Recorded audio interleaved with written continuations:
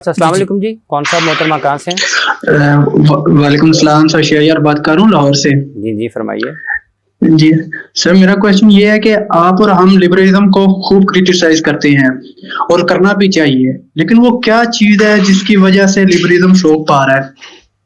ٹھیک ہے، فروغ پا رہا ہے جی، کیا چیز کیا ہے جس کی وجہ سے فروغ پا رہا ہے؟ میں شہریار صاحب سے تھوڑا سا ڈس ایگری کرتے ہوئے حقائق ان تک پہنچانا چاہوں گا۔ لبرلزم فروغ نہیں پا رہا ہے، لبرلزم بری طرح سے سکڑ رہا ہے اس وقت۔ بہت دیکھیں ویسٹ میں یہ جو رائٹ ونگ کی ایک پاپولسٹ موومنٹ سٹارٹ ہوئی ہے، یہ کس سسٹم کے خلاف ہے؟ لبرلزم کے خلاف ہے۔ ٹرمپ کس آئیڈیالوجی کے خلاف صدر بنا ہے؟ لوگ کس چیز سے تنگ تھے؟ لبرلزم سے تھے۔ پورے آپ الیکشن میں دیکھیں، ٹرمپ کے سپورٹرز کی ہزاروں لاکھوں ویڈیوز ہیں جو شارٹس بنے ہوئے ہیں کہ لبرلز کو یہ تکلیف ہو رہی ہے، لبرلز کو وہ تکلیف ہو رہی ہے۔ جو بریگزٹ ہوا ہے یہ ایک اینٹی لبرل موومنٹ تھی۔ جورجیا ملونی کی گورنمنٹ اٹلی میں بنی ہے، اینٹی لبرل بنی ہے۔ پولینڈ میں اینٹی لبرل حکومت بن گئی تھی، اس کے بعد ملک کی 3 میجر لبرل پارٹیز نے الحاق کر کے وہاں کی جو رائٹ ونگ کی پارٹیز کو شکست دی، بڑے تھوڑے سے مارجن کے ساتھ ہوئی۔ ایسے ہی آپ ہنگری میں دیکھیں، آپ آسٹریا میں دیکھیں، یہ لبرلزم بری طرح سے ہر جگہ پہ یہ اس کا ڈکلائن آ رہا ہے۔ 2006 سے مسلسل لبرل ڈیموکریسیز دنیا میں ڈکلائن ہو رہی ہیں، لبرلزم پریویل نہیں کر رہا ہے۔ انفارچونیٹلی مسئلہ یہ ہے کہ ہمارے ہاں جو ہمارے پیارے عزیز دیسی لبرل حضرات ہیں اور خواتین ہیں، یہ دیسی لبرل کون ہے؟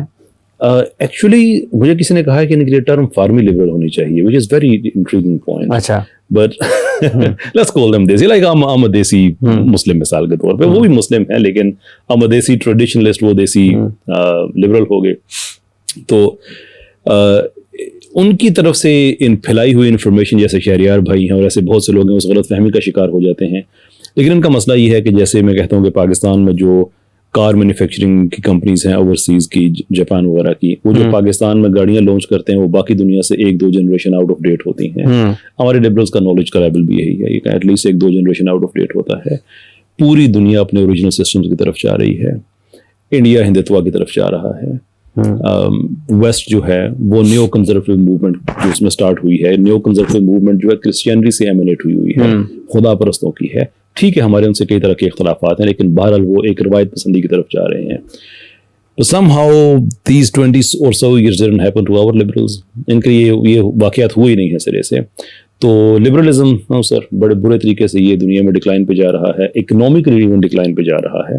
یاد رکھیں جو برکس جو دنیا میں بڑی ابھرتی ہوئی طاقت ہے، وہ لبرلزم کے سرٹن آسپیکٹس کو یوز کرتی ہے، لیکن they ultimately want a hybrid model، اور اس کے اندر 2 پاورفل پلیئرز چائنا اور رشیا۔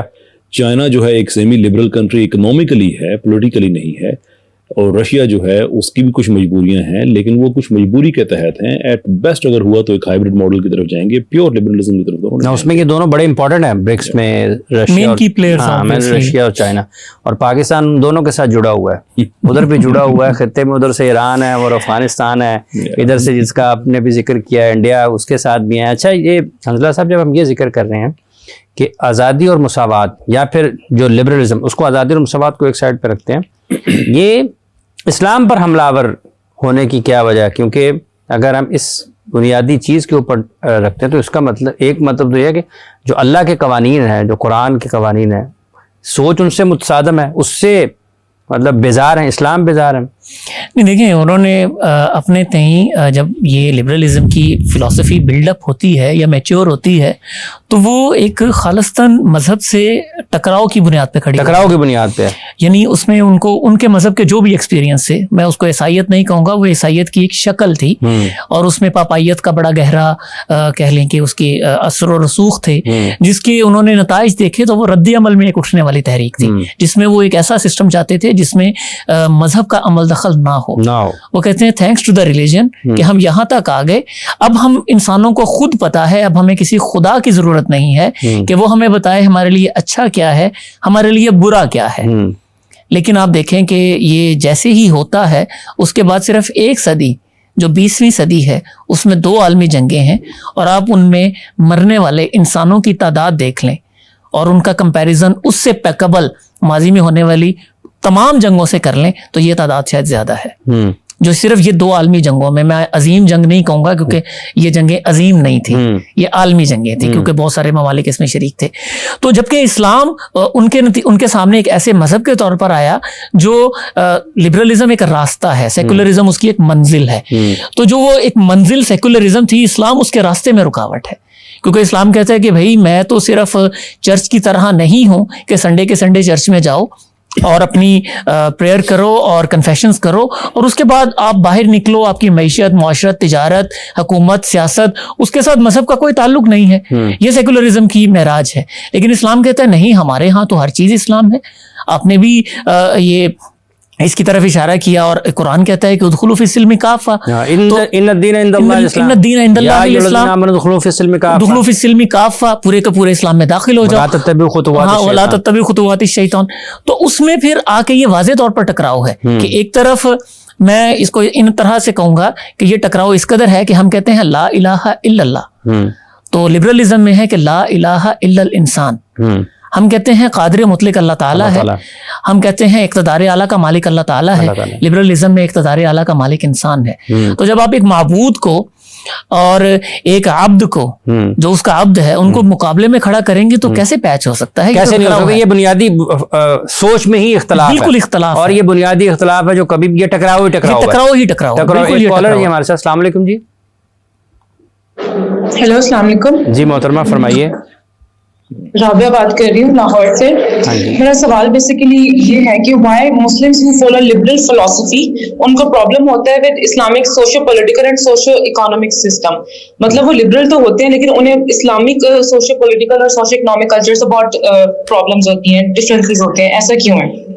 جی رائے صاحب. Well, that's the whole point. دیکھیں یہ ایکچولی آپ کے جو سوال حنزلہ صاحب کی طرف تھا یہ اسی کی ایکسٹینشن ہے. لبرلزم بنیادی طور پہ وہ چاہتا کیا ہے؟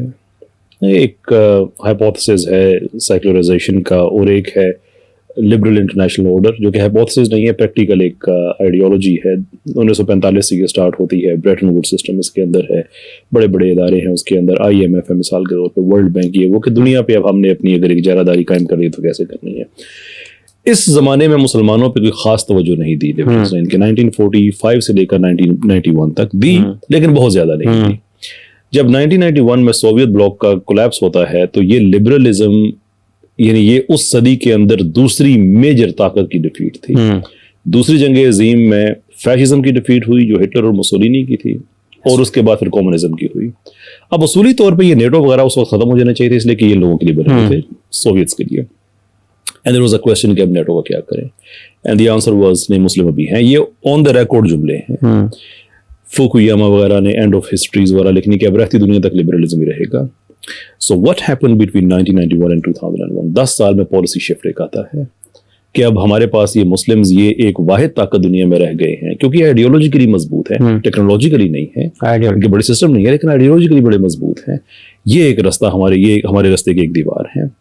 تو وہ جو ہماری بہن نے بھی سوال پوچھا اور جو آپ کا بھی سوال تھا، دونوں کو اگر اکٹھا کریں تو وہ یہ ہے کہ ہمیں اگر اس سسٹم کو ہم ڈیفیٹ کر دیتے ہیں then there is nothing else جو کہ لبرلزم کے رستے میں کھڑا ہو سکتا ہے.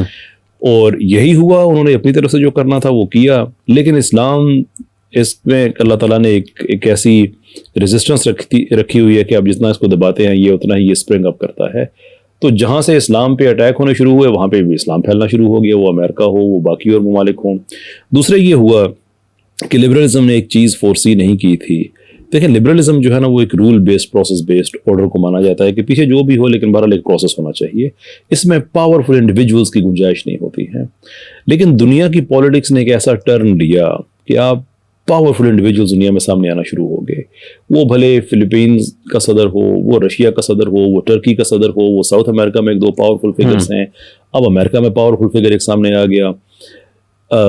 فرانس کے اندر جو اپوزیشن لیڈر بڑی پاورفل فگر ہے. یہ لبرلزم کے ساتھ اکورڈ چیزیں نہیں کرتی ہیں، اور اسلام نے اپنی ڈیفیٹ ایکسیپٹ نہیں کی ہے.